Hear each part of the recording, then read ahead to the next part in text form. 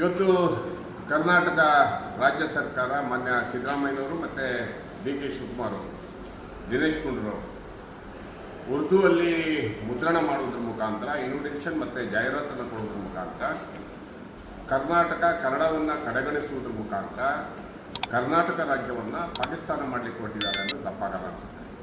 ಈ ಕೂಡಲೇ ಸರ್ಕಾರ ಎಚ್ಚೆತ್ತುಕೊಂಡು ಎಲ್ಲ ಕನ್ನಡಿಗರಿಗೆ ಉದ್ಯೋಗ ಇರ್ಬೋದು, ಕನ್ನಡಿಗರ ಬದುಕು ಇರ್ಬೋದು, ಕನ್ನಡದಲ್ಲಿ ನಾಮಫಲಕ ಇರ್ಬೋದು, ಎಲ್ಲ ಅನ್ನುವಂಥ ಸಿದ್ದರಾಮಯ್ಯನವರು ಇವತ್ತು ಹೆಲ್ತ್ ಡಿಪಾರ್ಟ್ಮೆಂಟಲ್ಲಿ ಉರ್ದುವಲ್ಲಿ ಪ್ರಿಂಟ್ ಮಾಡಿರೋದನ್ನ ಕರ್ನಾಟಕ ರಕ್ಷಣಾ ವೇದಿಕೆ ತೀವ್ರವಾಗಿ ಖಂಡಿಸ್ತೀವಿ. ಈ ಕೂಡಲೇ ಅದನ್ನು ಬದಲಾವಣೆ ಮಾಡಿಲ್ಲ ಅಂದರೆ ಸರ್ಕಾರದ ವಿರುದ್ಧ ಕನ್ನಡಿಗರು ದಂಗೆ ಹೇಳಬೇಕಾಗತ್ತೆ, ಎಚ್ಚರಿಕೆಯನ್ನು ಕೊಡ್ತಾ ಇದ್ದೀವಿ. ಸರ್ಕಾರದ ಈ ನೀತಿಯನ್ನು ತಿಳ್ಕೋಬೇಕಾಗತ್ತೆ.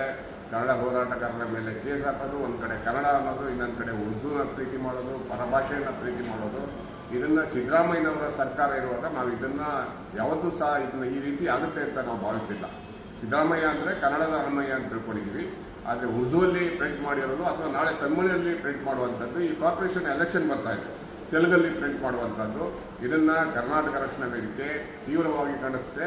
ಈ ಕೂಡಲೇ ಸರ್ಕಾರ ಅದನ್ನು ಬದಲಾವಣೆ ಮಾಡಬೇಕನ್ನುವಂಥ ಒತ್ತಾಯವನ್ನು ಮಾಡ್ತಾ ಇದ್ದೀವಿ.